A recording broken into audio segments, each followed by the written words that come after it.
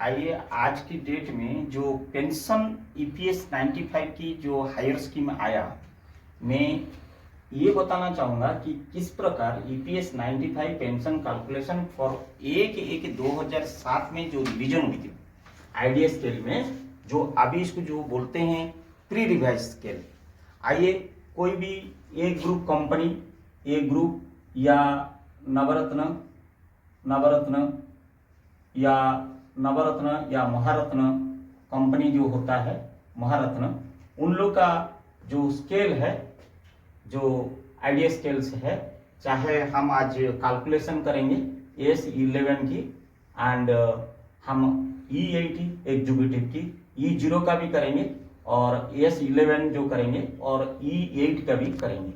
ठीक है, तो आइए हम अभी S11 जो स्केल होता है, हम लोग का सेल में हो या एनएमडीसी में हो या एनटीपीसी में हो, जो S11 जो वर्कर कैटेगरी की जो होते हैं, उन लोगों का जो स्केल होता है वो 12,460 और जिसकी 3% इंक्रीमेंट होता है, और उसकी जो अपर लिमिट, जो अपर स्लैब होता है वो 23,970।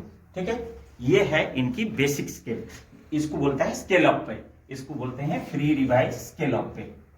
हम इसी की स्केल अप पे का हम अभी कैलकुलेशन करेंगे, पेंशन कितना होगा।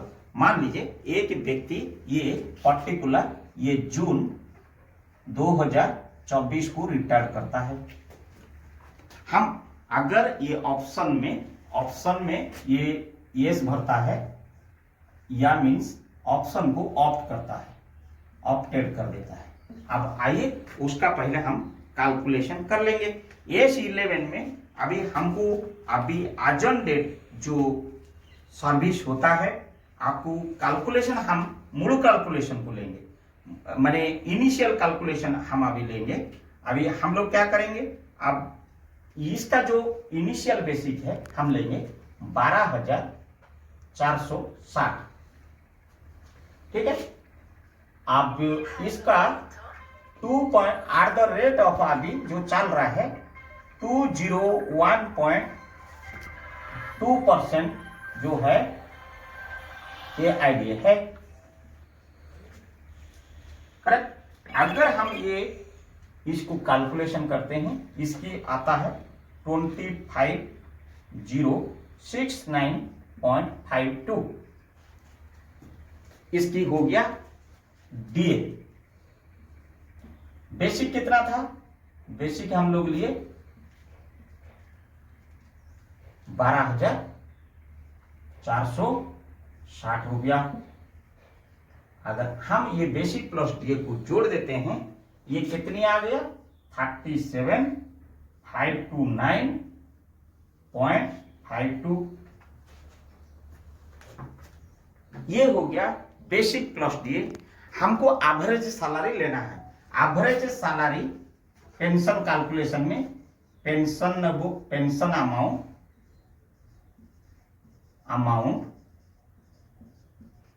Is equal to average salary of last 60 month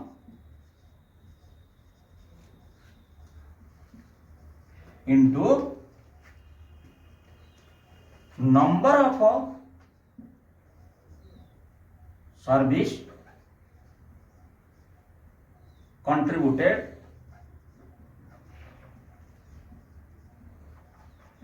after November 95 divided by 70. This is the calculation. नहीं, मान लीजिए your average salary last 60 months, हमने ये जो आज की डेट को लिया, ये आया 37,529.52 सपोज। और अगर उस अमाउंट को हम ले लेते हैं 37,529.52 इंटू नंबर ऑफ सर्विस, उसकी 30 ईयर्स हो जाता है। देखिए नवंबर 95 से लेकर अगर वो बंदा 30 जून 2024 को वो रिटायर करता है, इसकी 30 ईयर्स सर्विस हो जाता है। अब जो सुप्रीम कोर्ट की जो वर्सन आई कि if a person contributed the service more than 20 years, then इनकी बाय डिफॉल्ट जो service period 2 years add on हो जाएगा, दैट मीन्स अगर ये 30 ईयर्स ये बंदा का या कोई पर्टिकुलर पर्सन का है तो देन प्लस 2 ईयर्स, क्योंकि 20 ईयर्स से ज्यादा हो गया तो देन आपका 02 ईयर्स हो जाएगा। दैट मीन्स 32 ईयर्स की कैलकुलेशन होगा। मैंने अभी बात इसलिए विचार कर रहा हूं S11 के लिए, जो सेल में एम्प्लॉइज हो या एनटीपीसी में है। अभी फॉर एग्जाम्पल ये सेल में है या एनएमडीसी में है या आपकी एनटीपीसी में है, एनी अदर केस में।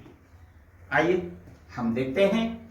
तो अब क्या हो गया, 32 ईयर्स, 30 प्लस 2 32 ईयर्स हो गया, divided by 70।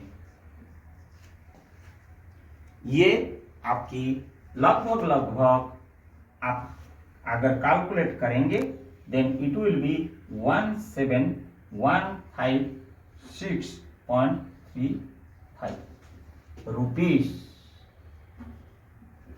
This will be your pensionable amount आपने रिटायर हो जाने के बाद। ये जून 30 तारीख को 2024 में इतना अमाउंट आएगा, subject to the pre revise scale. मैंने प्री रिवाइज स्केल जो 1/1/2007 में हुई थी, मैंने वो पर्टिकुलर केस को लेके चला। सिमिलरली अगर हम E0 का बात करते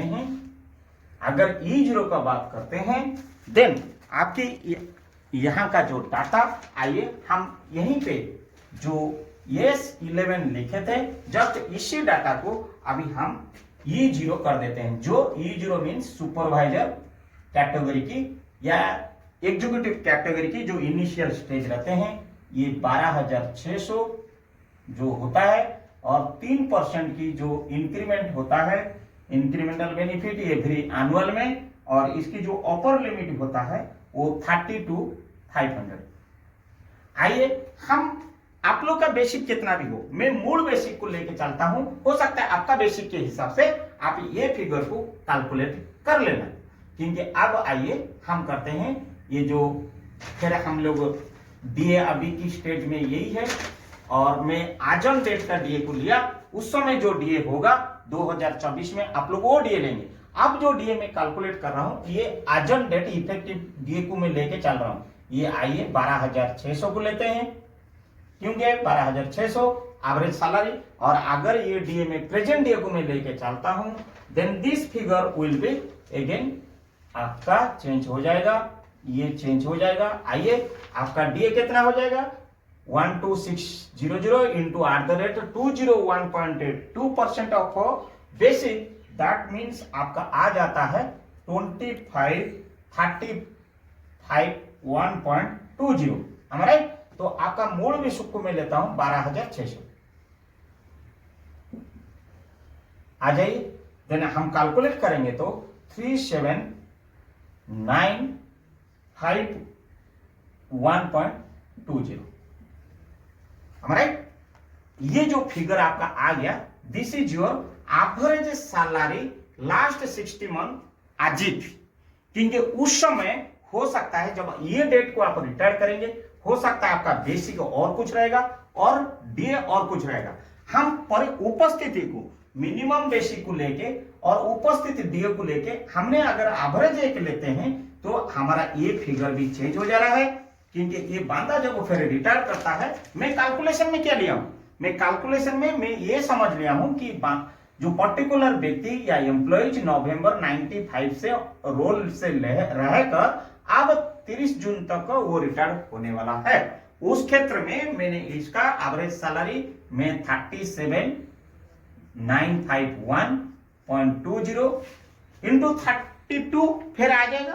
काहे के लिए 32 आ जाएगा? क्योंकि ऑलरेडी मैंने बोला कि सरकार का ये निर्णय है, सुप्रीम कोर्ट का निर्णय है, if a person more than 20 years service render करता है तो +2 ईयर्स उसकी एड ऑन हो जाएगा कंट्रीब्यूटेड सर्विस में। That means 32 divided by 70, then इनकी लगभग जो आएगा ये 17,349 रुपया 12 पैसा।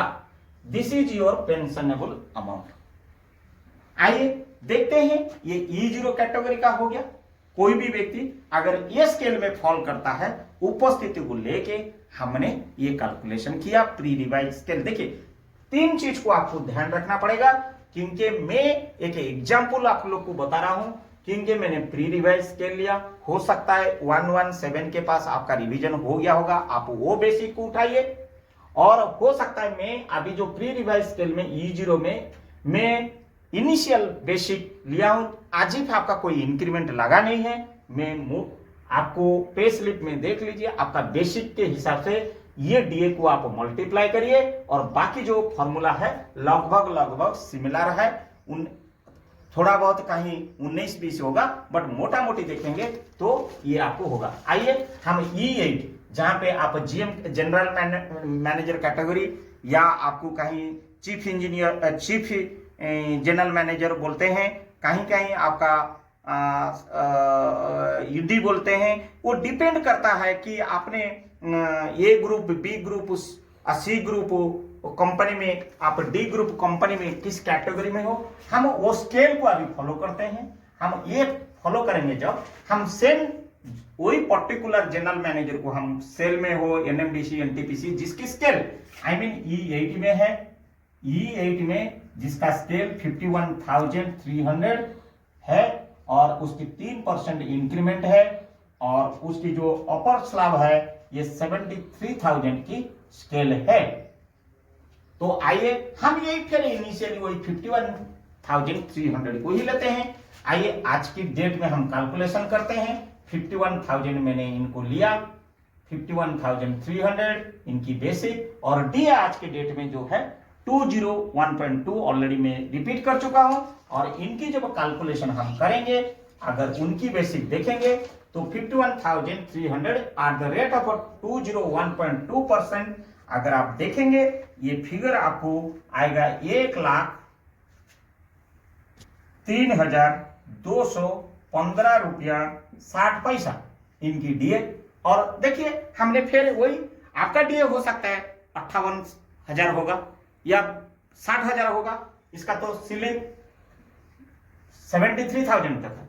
आपका कितनी बेसिक है वो देख लीजिए, लेकिन मैं ये मूल बेसिक को लिया हूं क्योंकि इसके हिसाब से अगर 51,300 जिसकी बेसिक है उसकी डीए अभी प्रेजेंट ये बन रहा है। अगर मैं इसको फिर 51,300 जोड़ दूं, देन आप लोग का टोटल कितना हो जाएगा? देन आपका 1,54,515 रुपया एंड 60 पैसा। This is your average salary of last 60 month आज इफ।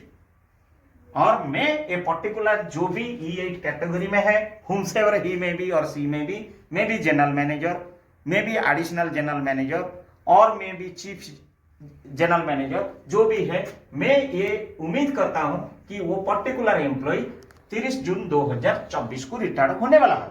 और उस समय बेसिक क्या रहेगा, उसका डीए क्या रहेगा, उस समय आप ये फॉर्मूला को डाल के कर सकते हैं। लेकिन मेरा कैलकुलेशन अभी वर्तमान को अगर मैं लेके चल रहा हूं, देन मैंने यहाँ पे इनकी जो पेंशनेबल सैलरी हो जाएगा 1,54,515 डिवाइड पैसा 60 पैसा इंटू 32 ईयर्स। मैंने फिर बोला था कि मैं उम्मीद कर रहा हूं वो पर्टिकुलर व्यक्ति 30 जून को रिटायर होने वाला है।